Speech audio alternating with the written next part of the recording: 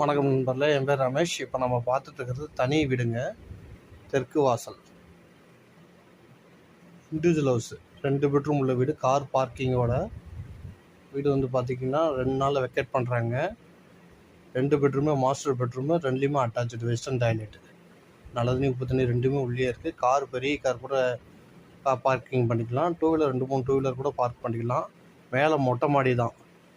Individual house.